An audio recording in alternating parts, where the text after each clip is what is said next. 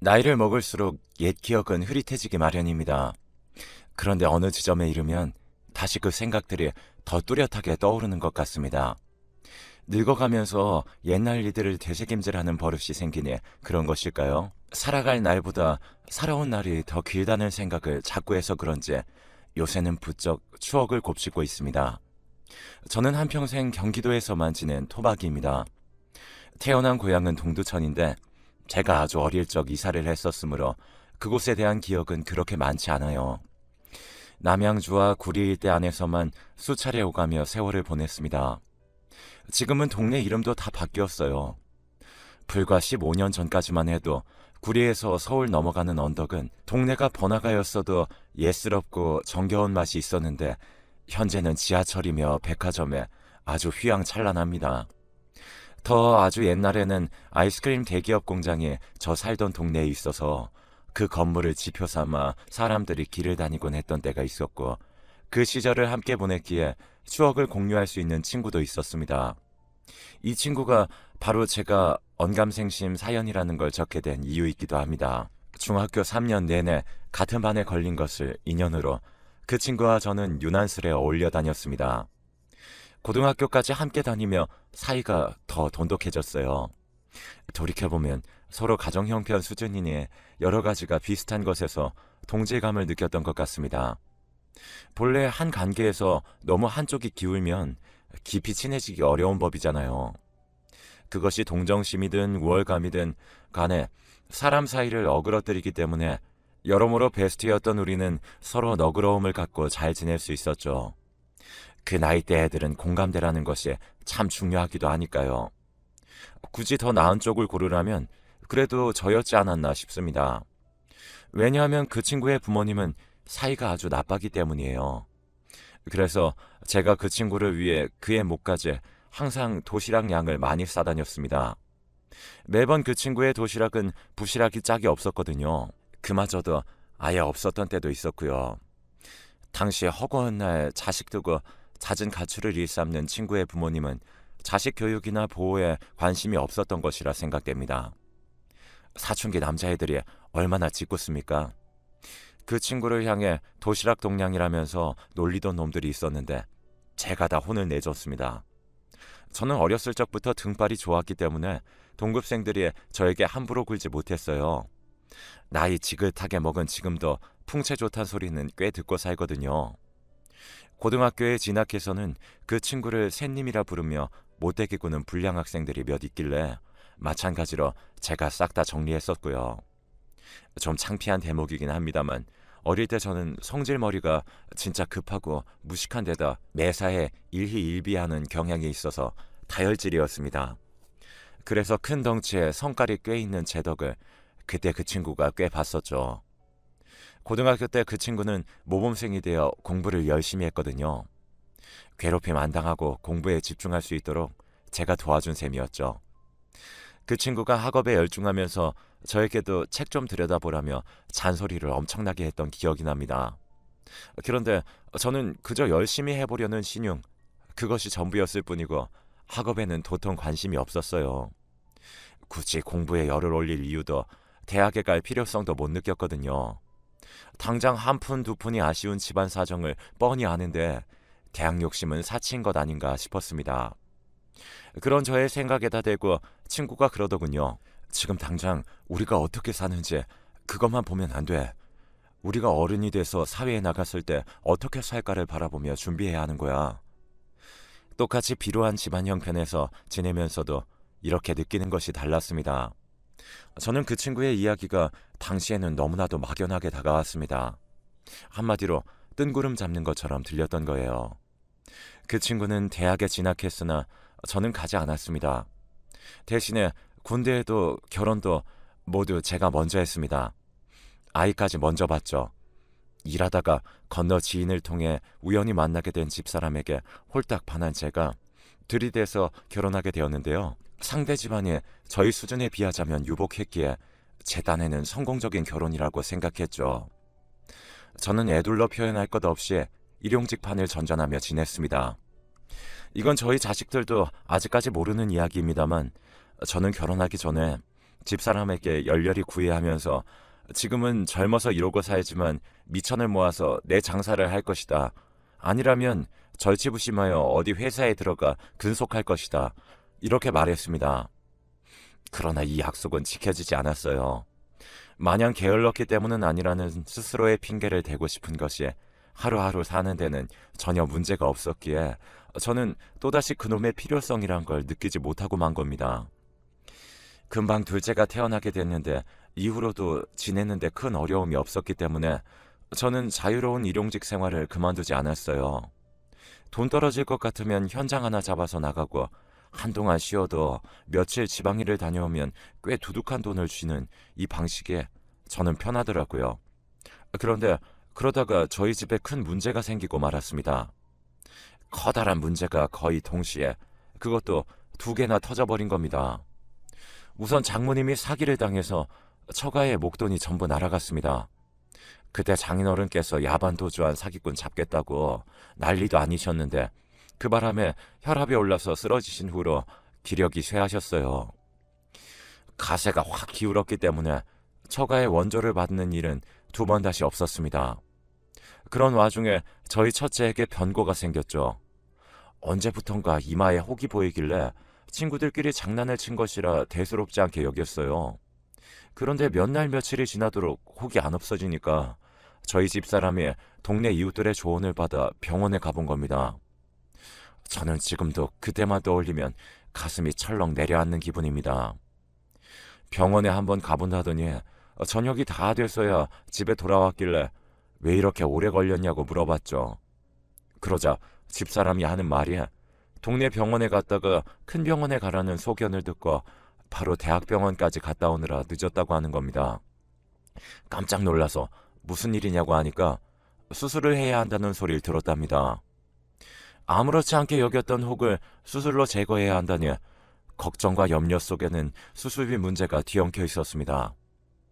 별것 아닌 수술이길 바랐지만 병원에서 더 자세한 검사를 해본 결과 위치가 동맥을 지나는 곳이라 상황이 좋지 않고 잘못될 수 있는 확률이 있다고 하더군요. 그야말로 청천벽력이었죠. 어떻게든 당장 수술이 필요하다길래 동의는 해놨는데 그 돈이 어디 있단 말인가요? 하루 사는데 문제는 없어도 한 번에 큰 돈이 들어갈 일이 생긴다면 이렇듯 무너질 수 있는 것이 일용직 근로자로서의 벌이 수준이었습니다. 게다가 저는 그 시절 게으르고 나태했기에 성실하게 일을 찾아 나서지 않았던 탓이 컸습니다. 돈 나올 것을 궁리하다가 그 친구를 찾아갔어요. 그 친구는 회사 생활한 지 몇 달 되지 않았고 자리를 잡기 전이었습니다. 통화를 하면 고된 회사 업무로 한탄하는 일들이 잦았어요. 일 자체도 그렇지만 여러모로 굽신거리면서 비위 맞추는 일들이 힘들다면서요. 그런 친구에게 저는 염치 없이 손을 빌렸습니다. 거의 30분은 넘게 혼자 떠들었을 겁니다. 구구절절 집안 얘기를 늘여놓는 동안에 제가 부끄러움을 느꼈었는지 어땠는지 그 친구는 정말 아무런 그 어떤 살도 붙이지 않고 진짜 딱 이 말만 하면서 돈을 내주었습니다. 너 직장 다녀라. 저는 무조건 알겠다고 대답했어요. 돈은 형편이 되는 대로 갚겠다고 했으나 그 친구는 저희 첫째가 무사히 수술받고 제가 취직을 하면 그걸로 퉁치겠다고 단호하게 말했습니다. 얼마나 고마웠는지 몰라요. 덕분에 첫째는 천만다행으로 아무런 탈 없이 수술을 받고 금방 회복까지 할 수 있었습니다. 하지만 저는 그 후로도 일용직을 전전했어요. 제가 다른 직장을 알아보지 않은 것은 아니었습니다. 그런데 구하는 과정이 녹록지 않은 데다가 자꾸 제 머릿속에는 이 돈 받자고 그 일을 하느냐는 계산이 들어가더군요. 일용직으로 10번만 돌아도 그 한 달 월급만큼 벌 것 같은데 그런 생각들로 계속 취직을 하는 걸 미루게 되었죠. 어쨌든 일은 멈추지 않았어요. 셋째가 태어났기 때문에 더 열심히 일을 나갔어야만 했습니다. 저희는 이사를 자주 다녔는데 셋째가 갓난아기 쪽에 살던 집은 단독주택의 방 한 칸이었습니다. 주인집에 새를 들어 살았어요. 그 나름 오순도순 작은 만족을 누리며 행복하다고 여겼습니다. 바람과 비를 피할 천장이 있고 몸통 하나 누일 공간이 있고 사랑하는 식구들이 있으니 저는 다 가졌다고 생각했죠.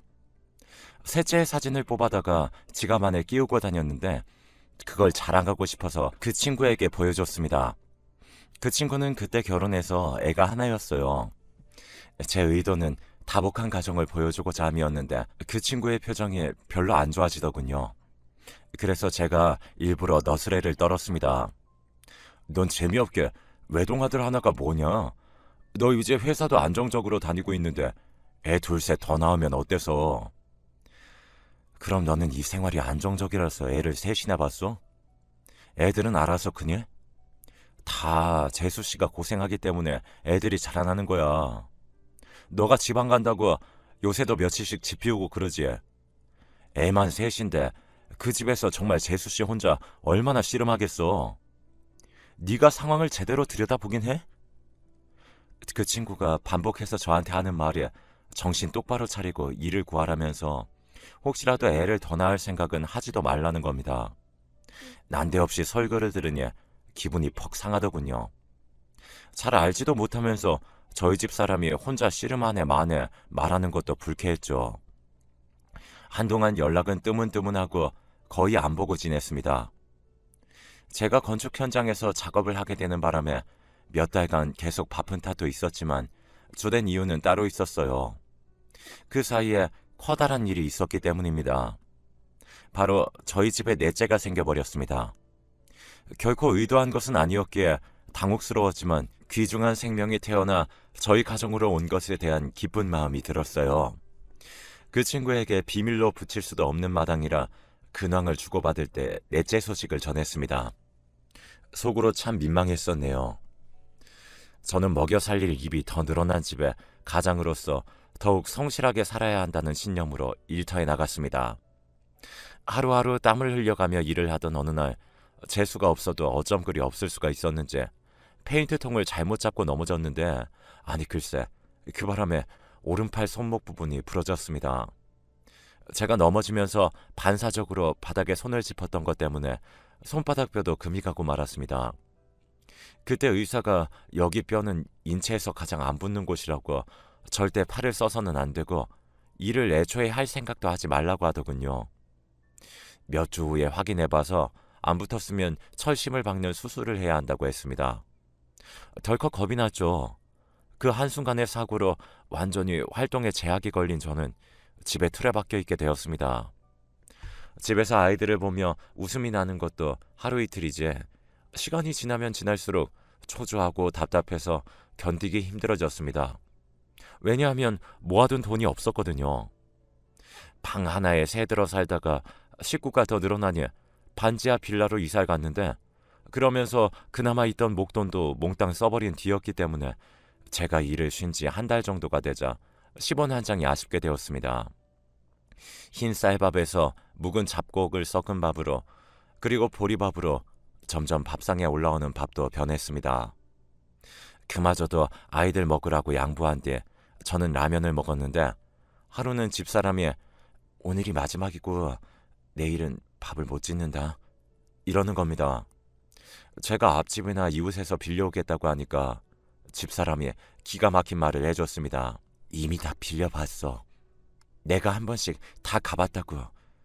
저번 주 보리밥 먹은 거 그것도 윗집에서 보리쌀 줘서 먹은 거야. 정말 충격적이었습니다. 그런 가정이 있는 줄은 한 집에 있으면서도 전혀 몰랐습니다.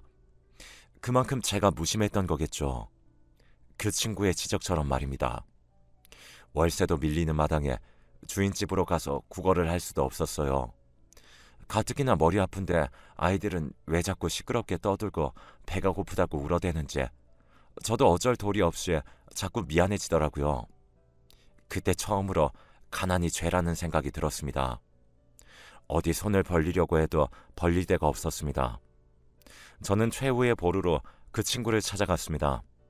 역시 믿을 건 친구밖에 없다고 여기면서 말이죠. 그동안 있었던 일을 구질구질하게 많이 털어놓으며 저는 돈이 아니어도 좋으니 쌀 한 봉지나마 줄 수 있냐고 부탁을 했어요. 그런데 제 이야기를 한참 듣고만 있다가 마침내 입을 연 친구의 말이 아주 가관이었습니다. 그따위로 산 놈한테 난 아무것도 줄 거 없어. 그냥 돌아가라. 돌아가서 네 꼬라지를 봐. 뭐라고? 누군들 이렇게 살고 싶어서 사나? 그렇게 안 살아도 됐잖아. 다 네가 선택한 거잖아. 누가 너 그렇게 살라고 등이라도 떠밀었어? 자식 새끼 줄줄이 낳았으면 네가 지금 팔에 기부스를 하고 있을 게 아니라 네 팔을 잘라서라도 자식들만큼은 알아서 책임져야 할 거 아니야? 정신머리 못 붙잡고 사는 너같이 한심한 놈한테는 쌀 한 톨 줄 수 없으니까 그렇게 알아. 그 친구는 저에게 비수를 던지고 먼저 돌아섰습니다. 정말 상상조차 못한 그 친구의 반응에 너무 당황스럽고 비참한 기분이 들었습니다. 속에서 울분이 끝도 없이 차오르는데 신기하게 눈물은 안 나오더라고요. 소주 한 병 까고 싶은 충동이 들었으나 이 돈마저 아껴야 한다는 생각에 착잡한 마음을 홀로 삼켰습니다. 도움 청하러 간다더니 어떻게 된 거냐고 묻던 집사람은 제 표정을 보더니 이내 입을 다물었죠. 자고 있는 아이들을 보자 그제서야 눈시울이 시큰했습니다. 그 친구의 모진 말이 귀에서 자꾸만 맴도는 바람에 그날 한숨도 못 잤습니다. 밤새 옛날 일을 곱씹고 또 되새기고 그러다 보니 제가 첫째 태어난 후로 그 친구의 신세를 진 게 4번이나 된다는 걸 새삼 깨닫게 됐죠. 회사에 다니고 있었기에 초년생임에도 제게 돈을 빌려줄 수 있었던 그 친구의 모습을 떠올리며 저도 결심이 드는 게 있었습니다. 쫄쫄 굶으며 일자리가 뭐 나온 것이 있나 열심히 찾아보게 되었어요. 그리고 정말 죽으라는 법은 없는지 동네 여자들 사이에서 대장경 역할을 하던 아주머니가 저희 집에 쌀을 보내주었습니다. 대뜸 쌀을 주길래 거절할 깜냥은 안 되고 받으면서 이유를 물어봤는데 저희 집사람이 하도 인사를 잘하고 다니는 데다가 애들을 전부 예쁘게 키우는 게 대단해 보여서 집에 있는 좋은 쌀을 나눠주고 싶었다고 하는 겁니다. 이런 고맙고도 놀라운 일이 또 있을까요? 기적 같은 손길이 내밀어진 기회를 놓치면 안 된다는 생각에 취직을 준비했습니다. 팔은 무사히 다 회복되었지만 다시 일용직판으로 돌아갈 마음은 없었습니다. 그 친구가 입고 있던 번지르르한 양복에 넥타이 차림만이 저의 머릿속을 지배하고 있었으니까요. 반드시 그렇게 되겠다는 열망으로 노력했습니다만 현실은 냉정했습니다. 저는 이미 나이가 찬 상태인데다가 아무 경력도 없는 고졸이었으니 선뜻 사무직 자리를 얻을 수가 없었죠. 포기하지 않고 미친 듯이 취직의 문을 두드렸습니다. 매일이 실패의 연속이었으나 노력하는 제 자신이 싫지 않았어요. 솔직히 말하자면 지난날 동안에 왜 진작 이렇게 하지 못했냐 하는 후회가 밀려왔네요. 그러다가 드디어 어린 나이부터 현장 일을 해온 저의 배포를 높이 사준 회사에 들어가게 되었습니다. 꿈에 부푼 회사 생활의 시작이었습니다. 그런데 이 사람과 사람 간의 싸움 속에 눈치를 매번 봐가면서 업무까지 해내야 한다는 게 보통 일이 아니더군요.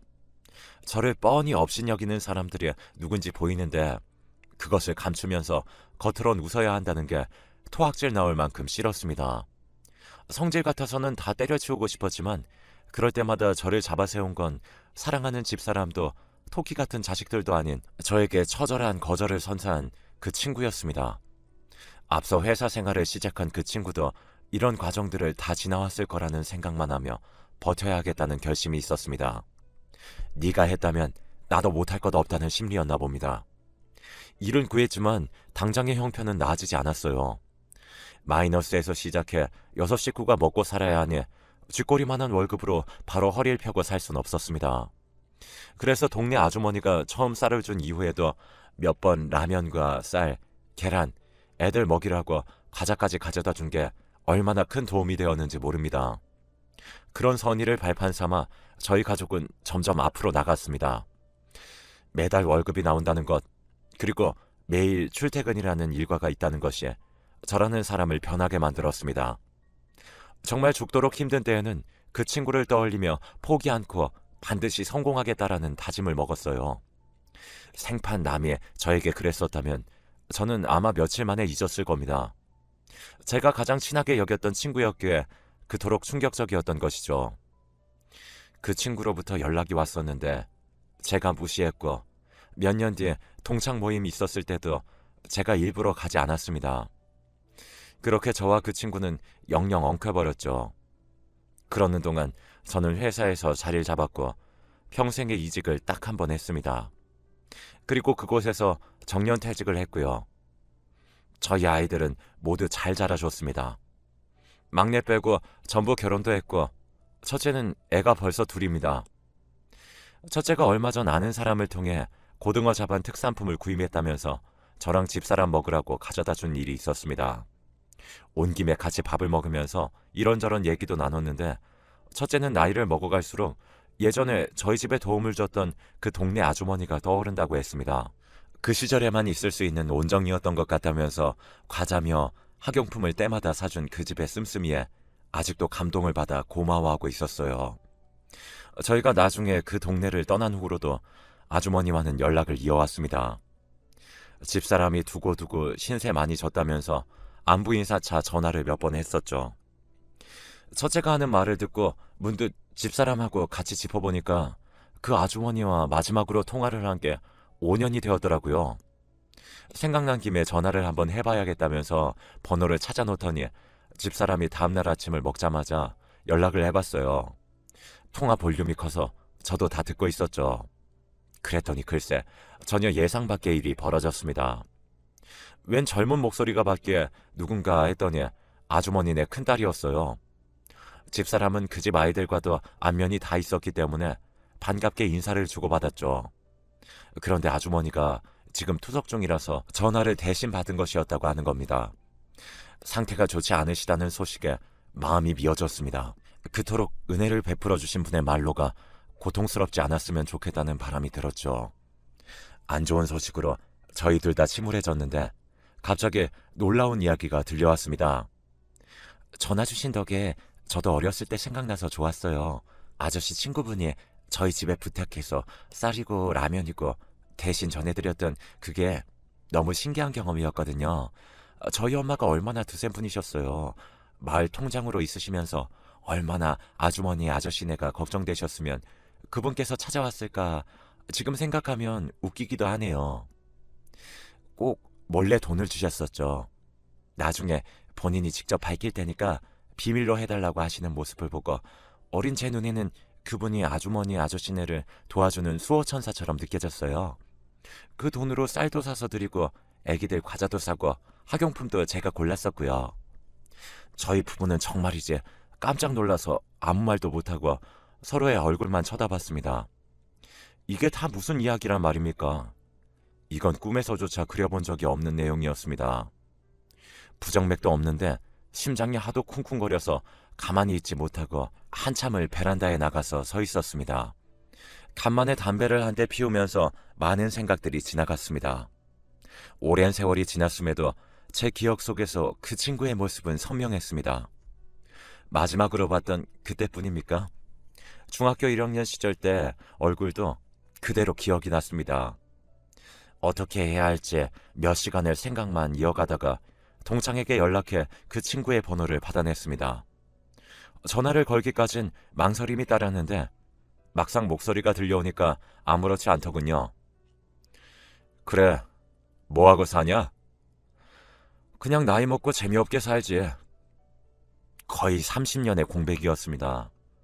말이 30년이지 정말 긴 세월입니다. 그럼에도 저희는 아무렇지 않게 얘기를 나눴습니다. 공백의 길고 짧음과 관계없이 어색하지 않게 대화가 흘러가는 게 신기했습니다. 옛날 얘기가 오가는데 그 친구는 제가 싸왔던 도시락 얘기를 했어요.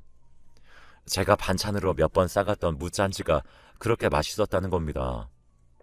아직도 그 맛을 잊지 못한다는 얘기를 들으면서 저는 잠시 동안 아주 오랜 세월을 거슬러 올라가 한 학급에 50명은 좋게 넘었던 그 교실로 돌아갔습니다. 바닥에서 올라오는 쾌쾌한 나무 냄새, 가방들마다 들어있는 도시락에서 풍겨오는 반찬 냄새가 코끝에 맡아지는 것만 같아 가슴이 찡했습니다. 문득 해야 할 인사를 해야 할 때라는 생각이 들었죠. 지난 세월 중에서 네 덕에 무탈하게 지내온 날들이 많았다. 정말 고맙다.